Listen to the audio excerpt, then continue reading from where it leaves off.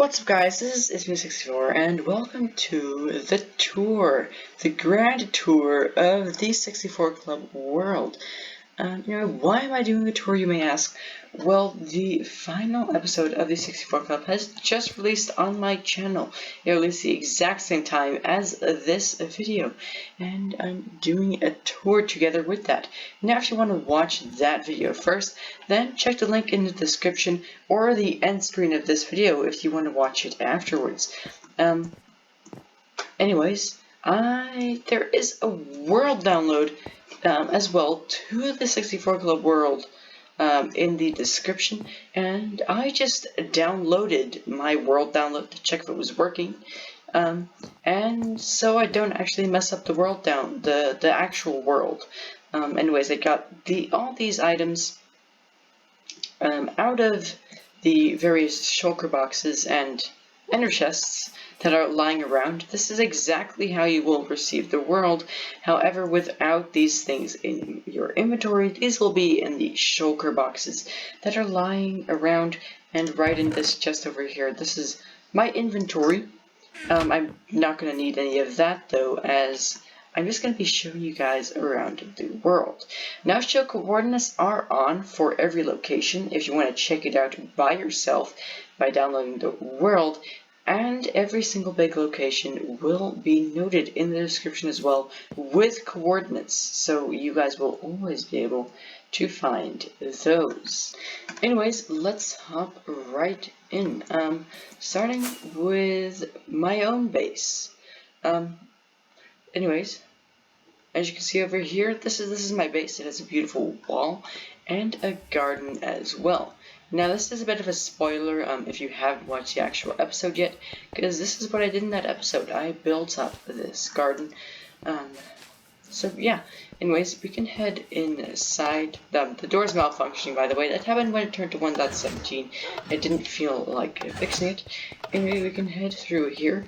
These are dogs, which have all the names of a few of my subscribers on them. Anyways, we can head up to the first floor. There's pretty much nothing happening there. And right over here, this is just the general area with the exit and entrance for if you're traveling by elytra, which I pretty much always use that anyway. So that's why I didn't really bother fixing the door, and 2 cool sets of full netherite, as just as a casual decoration. Anyway, you can also down, and this is the floor where the most is happening.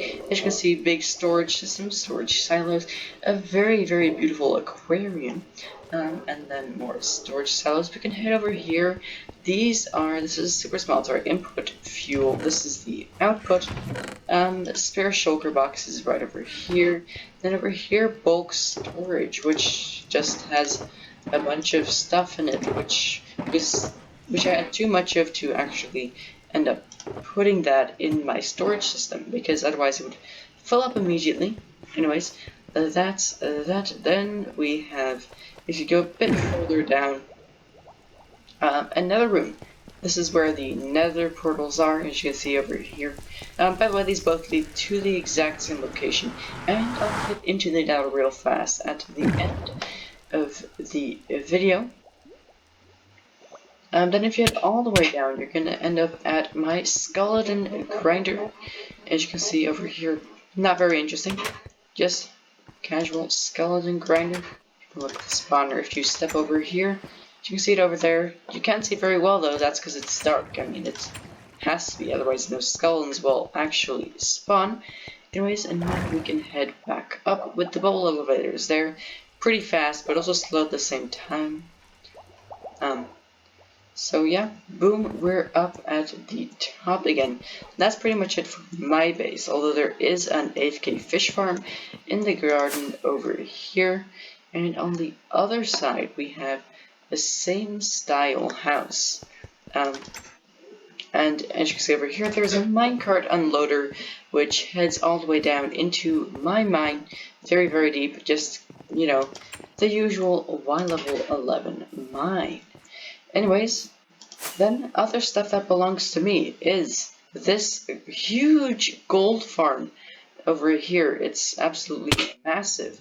There is a tutorial for it on my channel, however, I recommend that you check out the improved one, which I designed later after I built this one.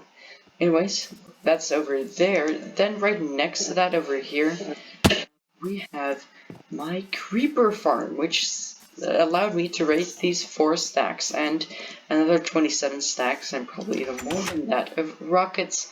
As you can see, there's a creeper that are now pretty deadly. I should probably dispose of that.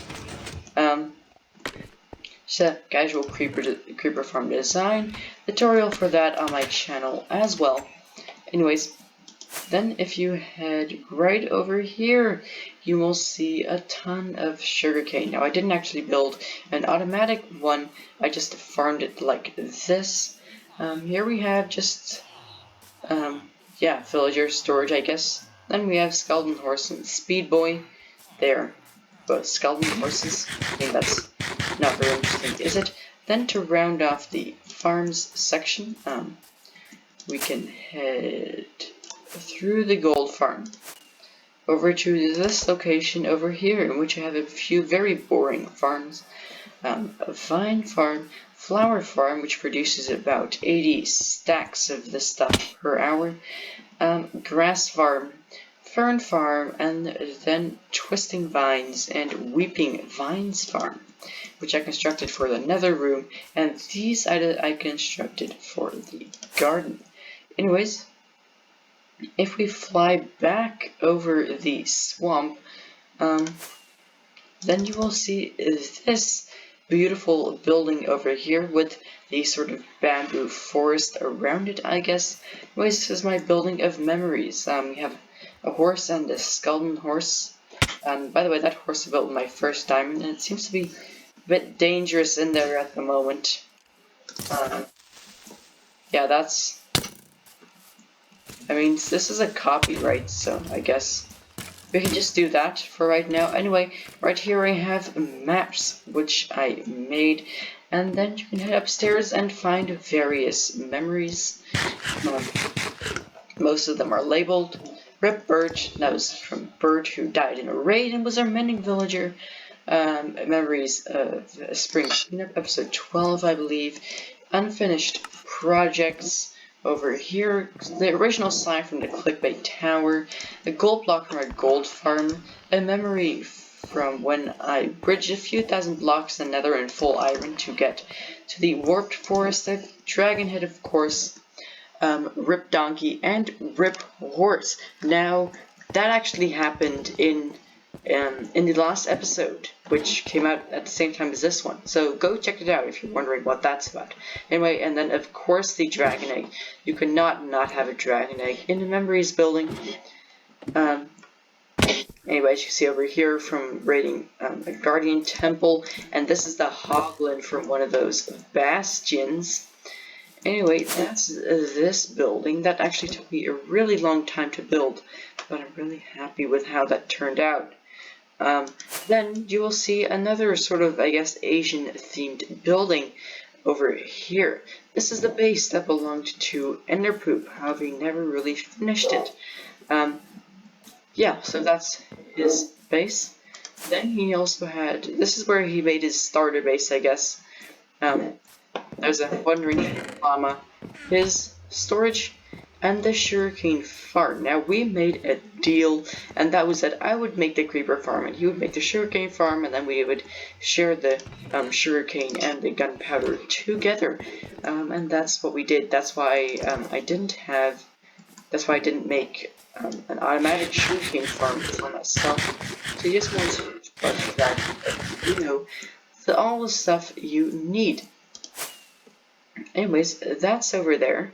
There is one last thing in this direction, and that is this village over here. Now, it was not shown a lot on camera, but I completed about 20 raids here, together with Enderpoep.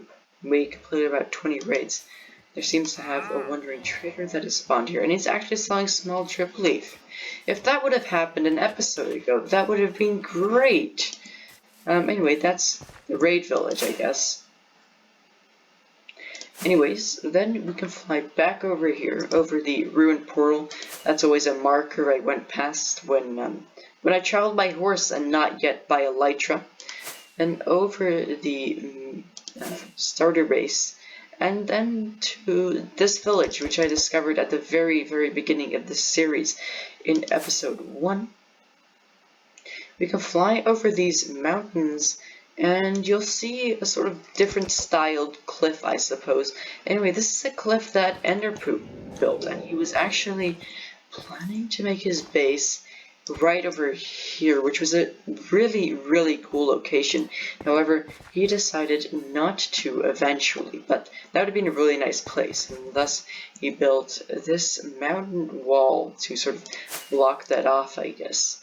But then over here at this dirt pillar,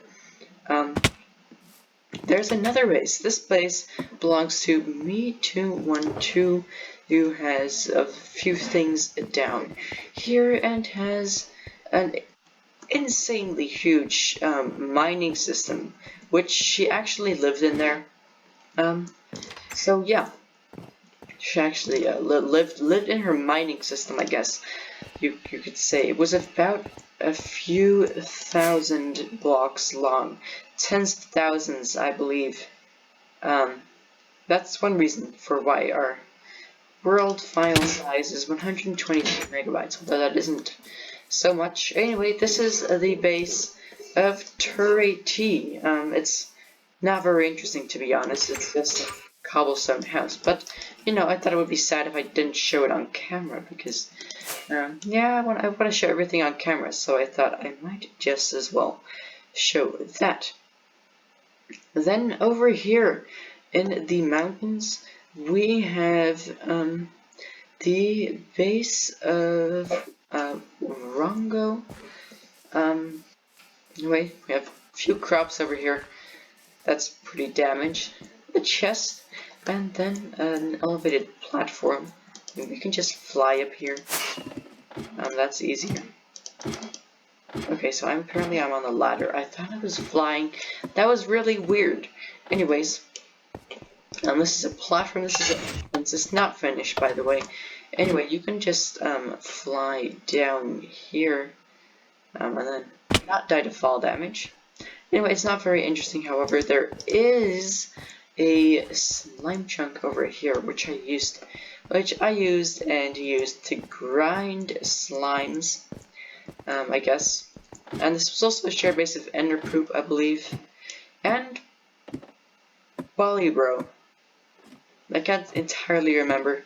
I think they all had it at one point, really, as there was also an expansion made to this side.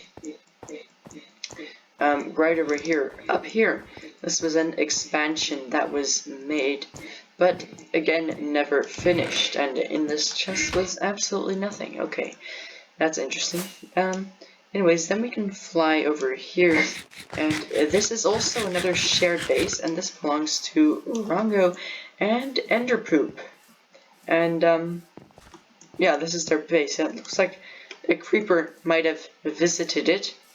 Anyways, it's a really beautiful base from the outside, and from the inside as well, but it's especially nice from the outside.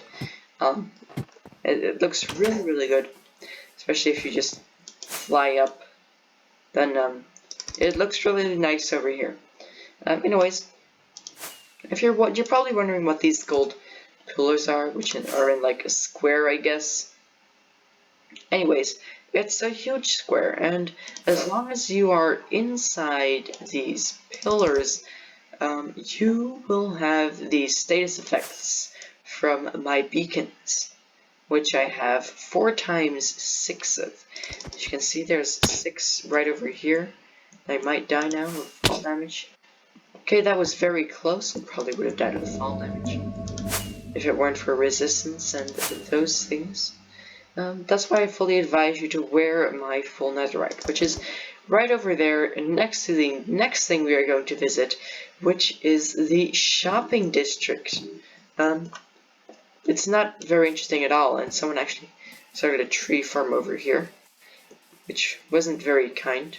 Anyway, this was my shop. I didn't really finish this, but I just guess I sold a bunch of things here. Not extremely interesting. This was a petition to start a war on the server that never really happened.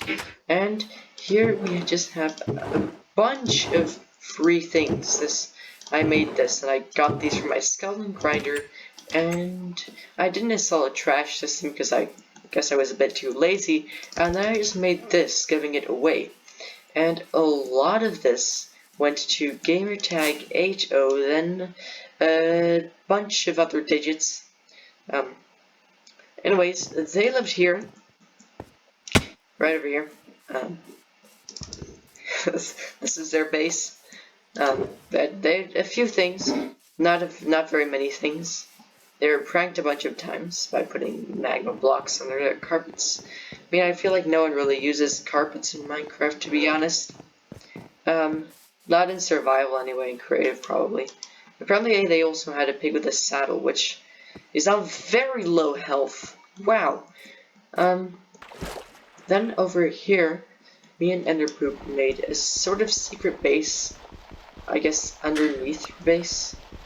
I believe this is the way to go down. Not very fast at mining underwater. This is where Aqua Infinity comes in helpfully. Anyways, this was the secret entrance. There's also a chest over here. I'm not sure what that's about. Anyway, that was a secret entrance.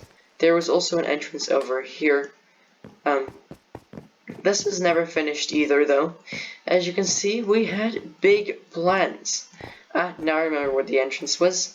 She made a moat around her base, and we decided to go in through the moat. Through the moat that she had going around this ridiculously high wall. She was hoping that I couldn't jump over it with my horse, but, you know, I could, which was rather surprising. My horse is a very high jumper. If you want to try that out, then you just need to head over to the Building of Memories if you've got the coordinates. They will also be down in the description together with all the other coordinates. I can just fly over to it right now. It's diagonal from my base over here. That's where I got me horse, which was purchased with the first diamond of the server, by the way. He's a pretty high jumper. Then we are not actually done yet, as there are still sights to see in the Nether.